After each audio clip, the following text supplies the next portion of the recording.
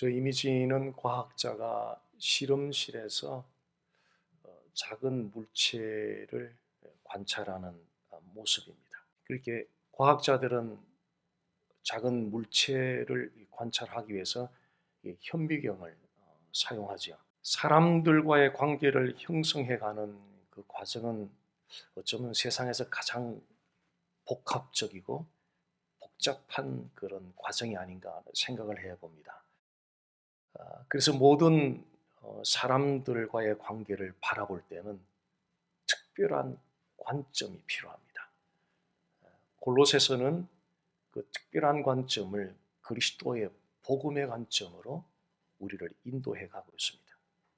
그리스도의 복음의 관점으로 사람들과의 그 관계를 형성해 갈 것을 골로새서는 우리에게 요청하고 있습니다. 그리스도의 복음의 관점으로 아내와 남편의 관계를 형성해 가고, 그리스도의 복음의 관점으로 부모와 자녀의 관계를 형성해 가고, 그리스도의 복음의 관점으로 주인과 일하는 종업원과의 관계를 형성해 가고, 오늘 말씀은 이 그리스도의 복음의 관점으로 믿는 자가 믿지 않는 자들과의 관계를 어떻게 형성해 가야 할지에 대해서 우리에게 알려주고 있습니다. 우리가 살아가는 필드 자체가 믿지 않는 세상 속에 들어 살아가고 있기 때문에 어떤 그 관계보다 믿지 않는 자들과의 그 관계를 어떻게 형성해 가야 할 것인지, 이 주제는 우리 믿는 자들에게는 대단히 중요한 주제라고 봅니다. 오늘 말씀을 통해서 우리가 살아가는 그 영역이 어디든지 그 믿지 않는 자들, 우리 믿는 자들과의 관계 형성도 중요하지만 믿지 않는 사람들과의 관계가 건강하고 바르게 잘 형성이 되어 가서 그들을 그리스도께로 인도하는 중요한 계기가 되었으면 좋겠습니다. 골로새서 4장 2절 본문 말씀 다시 한번 좀 보도록 하겠습니다. 기도를 계속하고 기도에 감사함으로 깨어 있으라. 바울은 지금 믿는 자들이 믿지 않는 자들과의 관계를 어떻게 형성해 가야 할지를 염두에 두고 수신자들에게 기도를 계속할 것을 요청하고 있습니다.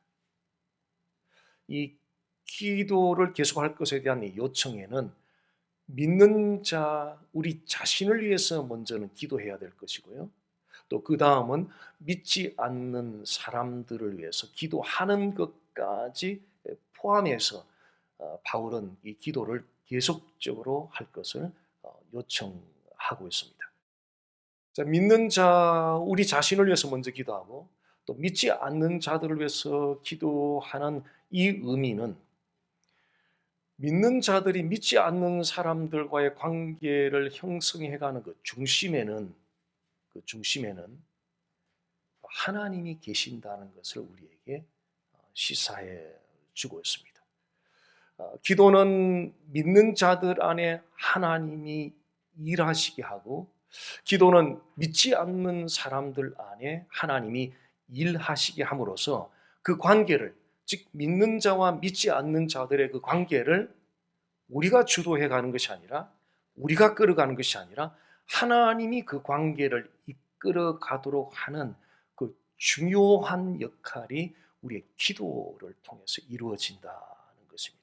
그런 면에서 우리 믿는 자로서 믿지 않는 사람들과의 관계를 형성해 가는 과정에서 여러 가지 많은 수고가 동원되지만 그 어떤 수고보다 가장 먼저 우리는 기도에 대한 수고가 올려져야 할 것입니다. 이 기도를 하는 과정에 특별히 오늘 그 2절 말씀은 우리가 꼭 지켜야 되는, 또 꼭 기억해야 되는 두 가지 원칙을 우리에게 소개하고 있습니다. 첫 번째는 감사함으로 감사를 하는 것입니다.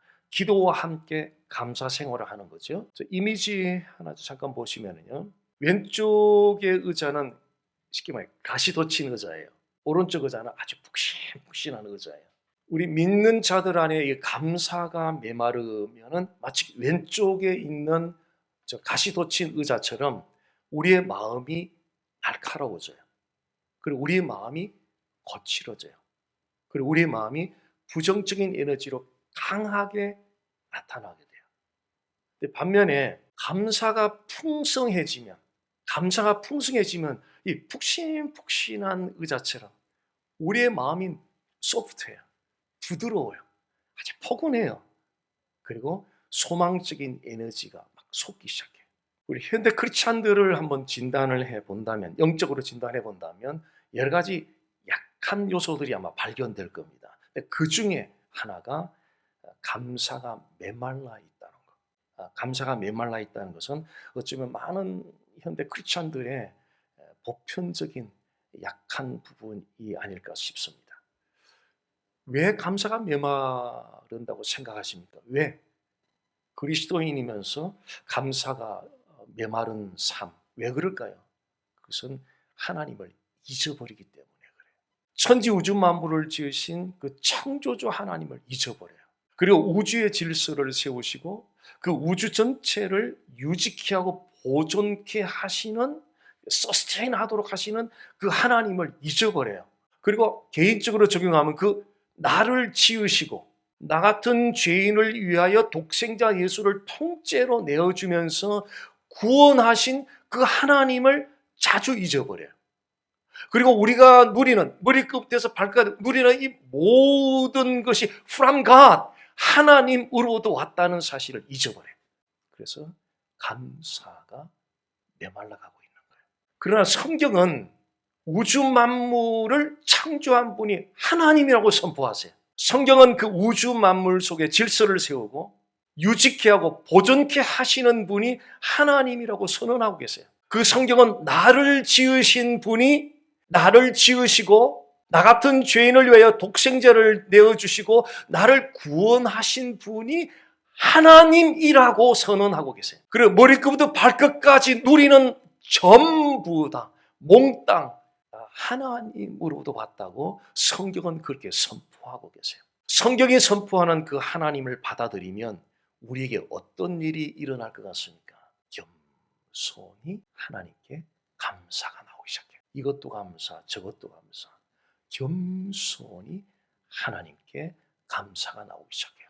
감사는 하나님을 인정하는 사람들이, 하나님을 받아들인 사람들이 하나님 앞에서 겸손하여진 마음에서 나오는 것이 감사입니다. 감사는 하나님 앞에 우리를, 하나님 아래에 우리를 배치하는 것, 하나님의 권위 아래에 우리를 배치하는 것, 이것이 겸손이거든요. 하나님 아래에 우리를 배치한 상태에서 이렇게 둘러보니까 전부 다 하나님으로 말미암지 않은 것이 단 하나도 없다는 사실을 깨달으면서 겸손한 마음에서 나오는 것, 하나님께 범사에 감사한 마음이 일어나기 시작합니다. 기도하면서 우리가 믿는 자들이 믿지 않는 사람들과의 관계를 어떻게 형성해 갈 것인가, 기도를 계속해야 되는데 그 기도 생활하면서 꼭 지켜야 되는 원칙, 첫 번째, 감사를 하십시오. 두 번째 지켜야 되는 원칙은 깨어 있으십시오. 2절 끝에 보면 감사함으로 깨어 있으라.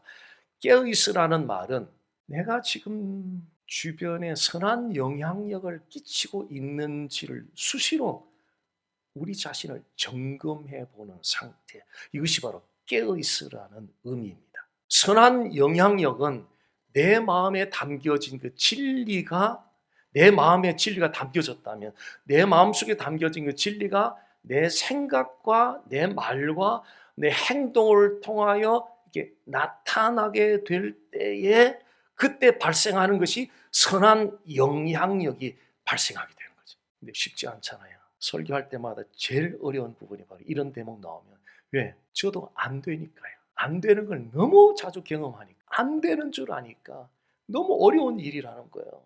그런데요, 안 믿는 사람들도 물론 믿는 자들에 대한 기대하는 기대치가 높기는 하지만 우리가 부족한 중에 최선을 내서 몸부림치는 그 모습을 안 믿는 사람들도 알아요.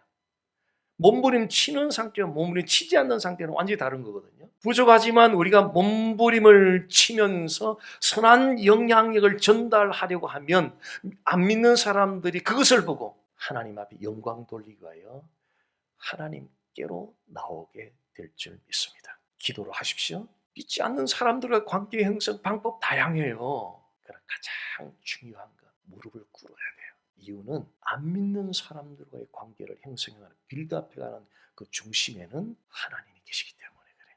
하나님이 일해 주셔야 되기 때문에. 자, 믿는 자가 믿지 않는 사람들과의 관계를 어떻게 형성해 가야 합니까? 믿는 우리 자신들뿐 아니라 믿지 않는 사람들을 위하여 계속적으로 기도하면서 모든 것을 주신 그 하나님께 감사드리며 우리의 부족한 모습을 수시로 점검하면서 선한 영향력을 끼치기 위하여 몸부림치십시오. 골로새서 4장 3절 다음 말씀 보겠습니다. 또한 우리를 위하여 기도하되 하나님이 전도할 문을 우리에게 열어주사. 바울은 지금 수신자들에게 하나님께서 전도할 문을 좀 열어주시기를 위해서 좀 기도 요청을 지금 하고 있습니다. 전도할 문을 열어달라는 요청은 하나님께서 복음을 전할 기회를 좀 열어달라고, 이 일을 위해서 좀 기도해달라고 바울이 수신자들에게 요청하고 있습니다. 여기서 전도의 중요한 두 가지 요소를 발견하는데요. 첫 번째는 하나님이 오픈해 주셔야 돼요. 하나님이 열어주셔야 돼요. 키는 그분이 가지고 계세요. 그리고 하나님이 열어주시기를 위해서 우리 성도들은 기도하셔야 돼요. 우리는 여기서 한번 짚어봐야 돼요. 정말 하나님이 복음을 전할 기회를 열어주시기를 위해서 지난 한 주 동안 얼마나 시간을 내서 기도를 했을까라는 질문을 우리는 모두 다 부응을 원해요. 하나님이 복음 전할 기회를 열어주세요라고, 하나님 복음을 전할 기회를 열어주세요라고 정말 그 기도하는 커밋했던 시간들이 얼마나 될까를 한번 돌아보고 싶은 거죠. 전도의 두 가지 요소, 하나님이 열어주셔야 돼요.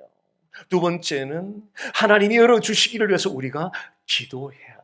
작년 11월 달에 현장 전도를 나가서 박킹락까지 쫓아가서 전화를 하고 계시더라고요. 차 안에서. 전화가 끝날 때까지 한 10분을 옆에서 기다리고 있다가 잠깐 좀 말 좀 할 수 있냐고 윈도우를 열어주시더라고요. 요만 하니까 명함을 하나 주시더라고요. 보니까 한의원 하시는 분이더라고요. 그 이후로 제가 계속 매주 제가 쓰는 묵상글을 이제 보내주고 있거든요. 한 번도 반응 없어요. 단 한 번도 반응 없어요. 지난 크리스마스 때 제가 카드를 직접 써가지고 몸으로 가서 딜리버리를 직접 찾아갔어요. 손으로 이제 전달해주고 땡큐 받았는데 그 이후에도 뭐 아무런 반응 없어요. 또 지난주에는 구정 그 만두 만든 걸 가지고 수요일 날 찾아갔어요. 갔더니 점심시간에 문이 닫혔더라고요. 그래서 우편함 넣는 홀이 있더라고요. 거기 떨어뜨려 놓고 전화를 했더니 전화 목소리는 밝게 아주 잘 받으세요. 그리고 이제 교통하고 이렇게 왔어요. 자, 이런 분들이 이 전도하다 보면 이제 여러분들이 생기는데요. 우리 교회에 방문이라도 하겠다는 약속 없어요. 자, 제가 이렇게 계속 컨택을 합니다. 6개월 후에 약속 없어요. 1년 후에 약속 없어요. 어쩌면 영영 안 올 가능성이 더 높은지도 몰라요. 자, 한 사람이 예배당에 와서 앉기까지 이 과정에 이 시간 투자와 결코 만만치가 않습니다. 그 결과는 하나님께 맡기는 거죠. 다만 우리가 할 수 있는 것은 최선을 다해 그 영혼에게 끝까지 찾아가는. 그래서 그럴 때마다 목마름이 있어요. 하나님이 복음을 열어줄 기회를 달라고 우리 함께 좀 기도해주는 기도꾼들이 옆에 붙여주면 좋겠다. 눈에 보이는 사람들이 보이기만을 기다리는 것이 아니라 우리가 서로가 우리는 그리스도의 증인들이에요. 윈네스 하는 사람 증인들이잖아요. 그러면 서로서 이번 주에 누가 어디 가서 누구를 만나 전도하는지 모르지만 그들에게 하나님 복음을 전할 기회를 열어주십시오. 하나님 연목사님 이번 주에 기도할 때 복음을 전할 기회를 하나님 열어주십시오라고 기도하는 기도꾼들이 얼마나 목마른지 몰라요. 얼마나 목마른지 몰라요.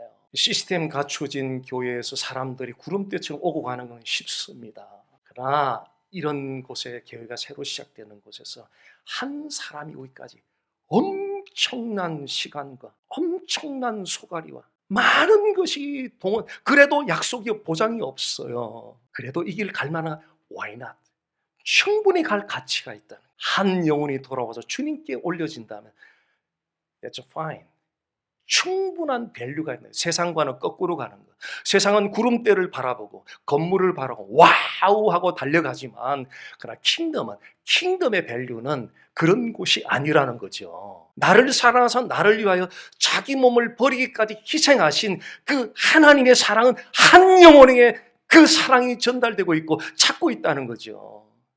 그 한 영혼, 시간이 얼마 걸리든 그 한 영혼 우리가 할 수 있는 최선을 다해서 드린다면 하나님은 이미 영광 받았다라고 하면 하나님 그걸로 충분해요. 결과는 하나님의 손에 있어요. 믿는 자가 믿지 않는 사람들과의 관계를 어떻게 형성해 가야 합니까?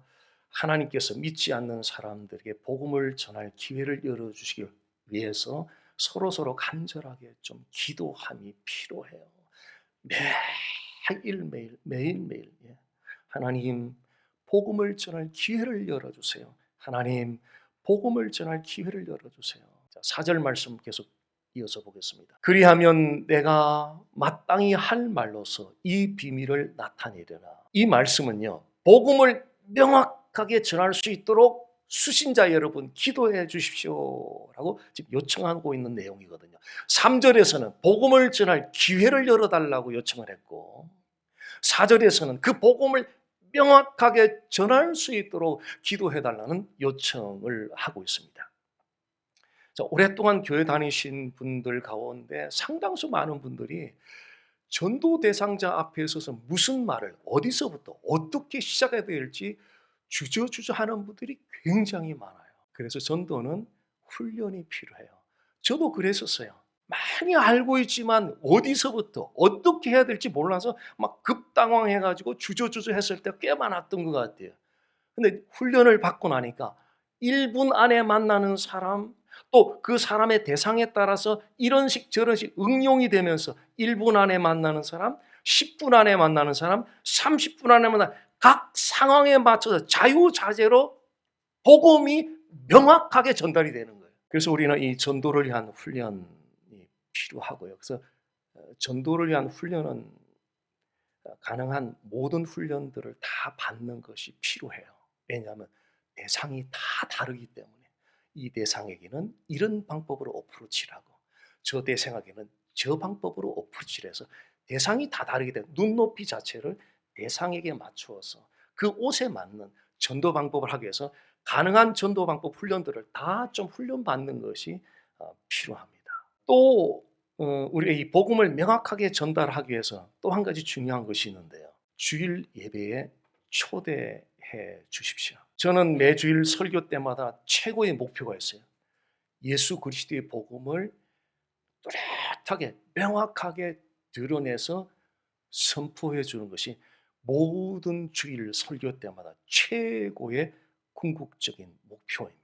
왜 복음인가? 왜 복음인가라는 질문을 던질 수 있을지도 모르겠어요. 왜 복음인가? 성경이 그러기 때문에 복음이라고 말씀드릴 수밖에 없는 거예요. 창세기 3장 1절에 6절에서 인간이 범한 문제, 프라브럼, 죄의 문제에 대한 하나님이 제시한 솔루션이 도대체 뭐냐는 거예요. 우리는 여기에 주목할 필요가 있다는 거예요. 3장 15절에 여자의 옷은 메시아 예수 그리스도 외에 도대체 하나님이 어떤 솔루션을 준 적이 어디 있느냐고요. 없어요.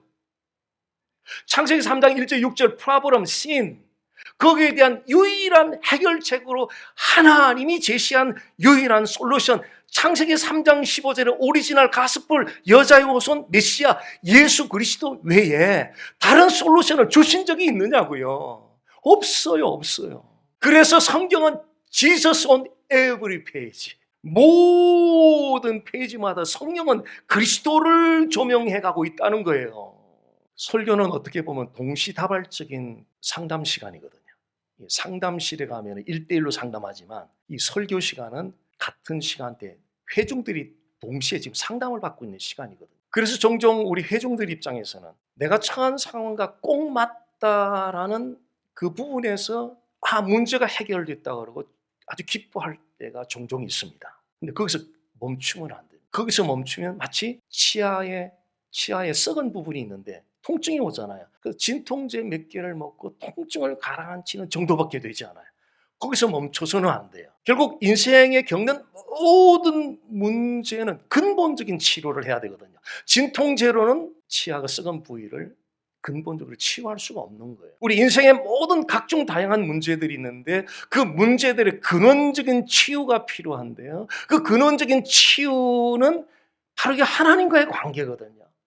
그 하나님과의 관계를 바르게 맺어주는 것은 그것이 바로 예수 그리스도의 복음이거든요. 예수 그리스도의 복음을 통해서만 하나님과의 관계가 가까워지고 이게 죄 문제가 해결되면서 바른 관계를 우리는 가질 수가 있게 되는 것입니다. 그래서 설교자의 최고의 목표는, 설교 때마다 최고의 목표는 그분 예수 그리스도의 복음을 온전히 명확하게 드러내주는 것.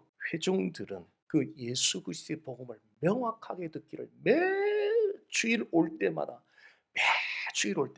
그 예수 그리스도의 복음을 명확하게 듣고자 하는 그 갈망하는 마음, 이것이 우리 모두에게 절실히 필요할 것입니다. 믿는 사람들이 믿지 않는 사람들과의 관계를 어떻게 형성해 가야 하겠습니까? 그들에게 복음을 명확하게 전하는 것뿐 아니라, 개인적으로 복음을 명확하게 전할 뿐 아니라 그들을 주일 예배에 초대하여서 거기서 주일 예배 설교에서 선포되는 예수 그리스도의 명확한 메시지를 들을 수 있는 기회를 가질 수 있도록 기도하는 것입니다. 설교에는 잘하는 설교, 못하는 설교, 이런 식의 구별은 있을 수가 없습니다. 연설 같으면 잘하는 연설, 못하는 연설이 있을 수 있습니다. 그러나 기독교의 설교는 그리스도의 복음을 충실히 명확하게 드러내는 설교와 예수 그리스도의 복음을 드러내지 못하는 딱 두 종류의 설교로 구분될 뿐입니다. 성경이 선포하는 바는 바로 그분의 복음을 선포하지. 왜냐하면 인류를 살릴 수 있는 유일한 길은 그분의 가스펠, 복음밖에 없기 때문에 그렇습니다. 4장 5절 말씀 보겠습니다. 외인에 대해서는 지혜로 행하여 세월을 아끼라. 외인은 넌 크리스천들, 믿지 않는 사람들을 가리킵니다. 바울은 믿지 않는 사람들과 관계를 형성할 때에 특별히 지혜로 행하여 세월을 아끼라고 요청하고 있습니다. 지혜로 행하라는 것은 성숙하게 행동하라는 의미입니다. 세월을 아끼라는 것은 이런 의미예요. 자, 이 세월을 아끼라는 말에 대해서 여러 가지로 다양하게 해석도 하는데 쉽게 예를 들면 이런 거예요. 지난 팬데믹이 2020년도에 왔을 때 코스코에 갔더니 휴지를 사는 휴지가 없다는 거예요. 이미 다 팔려버렸다는 거예요. 어쩜 그 사람들이 순발력있게 빨리 사러 가느냐는 거예요. 1분도 허비하지 않아요. 빨리 가서 필요한 물건 빨리 사서 가져오는 거예요. 세월을 아끼라는 게 바로 이런 의미예요. 낭비하지 말고. 그럼 어떤 것이 낭비하는 거고 낭비하지 않는 것인가?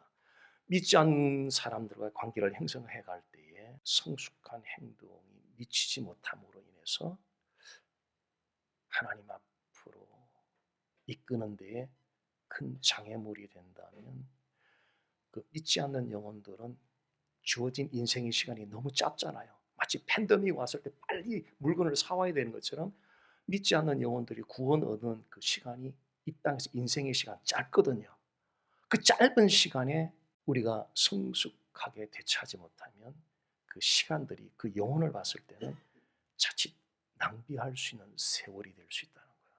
그래서 세월을 아끼라는 그 말은 우리의 생각과 말과 행동에 있어서 성숙함을 유지함으로 그들을 하나님 앞으로 세울 수 있도록 그렇게 세월을 긴장감을 가지고 긴박감을 가지고 시간을 사용하라는 그런 뜻입니다. 얼마나 이 무거운 이야기인지 몰라요, 사실은. 저도 이 설교를 준비하면 제 스스로가 너무 무거웠어요. 너무 무거웠어요. 자칫 잘못해서 저의 미숙함 때문에 믿지 않는 사람을 하나님 앞으로 이끄는데 이게 큰 장애물이 된다면 이거는 세월을 낭비하는 것이구나. 긴장감이 들어오는 거예요. 믿지 않는 사람들과의 관계를 어떻게 형성해 가야 합니까? 믿지 않는 사람들의 구원을 위해 제한된 짧은 인생의 시간을 의식하면서 우리의 생각과 말과 행동의 성숙함을 유지하기 위해서 긴박한 심정으로 최선의 주의를 기울이십시오. 긴박한 심정으로 최선의 주의를 기울이십시오. 골로새서의 중심 주제는 그리스도 중심의 삶입니다. 그리스도 중심의 삶을 살기 위해서 믿는 자로서 믿지 않는 넌 크리스찬들과 어떻게 그 관계를 빌드업해 갈 것인가 오늘 중요한 주제였습니다. 첫째는 믿는 자 우리 자신을 위해서 먼저 기도해야 합니다. 믿지 않는 자들과 관계를 빌드업해가는 과정에서 우리 자신을 위해서 먼저 기도해야 됩니다. 그 하나님과의 친밀한 사귐을 먼저 가져야 합니다. 그리고 믿지 않는 자들을 위해서도 기도해야 됩니다. 이렇게 해야 되는 이유는 믿지 않는 사람들과의 관계 형성의 그 중심에는 하나님이 계시기 때문에 그렇습니다. 그리고 하나님께서 복음 전할 기회를 열어달라고 하루도 빠지지 마시고요. 매일 오늘 어떤 전도자가 누구에게 가서 어떻게 복음을 전할지 모르지만 하나님 복음을 들고 가는 그 사람들에게 복음을 전할 기회를 하나님 열어주십시오라고 이 기도가 이루어져야 할 것입니다. 믿지 않는 사람들, 그들을 그리스도께로 인도하기 위해서 우리의 생각과 말과 행동을 수시로 점검을 하면서 긴박한 심정으로 우리가 잘못 살면 그렇잖아요. 그릇은 귀한 그릇 들다가 떨어뜨릴까 봐 얼마나 조심조심하는지 몰라요. 네. 얼마나 조심. 내 생각과 내 말과 내 행동의 부족함 때문에 깨지면 어떡하지? 저 영혼 어떡하지? 긴박감을 가지고 그 시간을 보내는 것입니다. 믿지 않는 자들과 관계가 그리스도의 복음으로 형성이 잘 되어서 그 한 영혼을 하나님께로 인도함으로 하늘의 별처럼 빛나는 그 영광이 우리 모두에게 임하기를 주님 이름으로 간절히 소원합니다.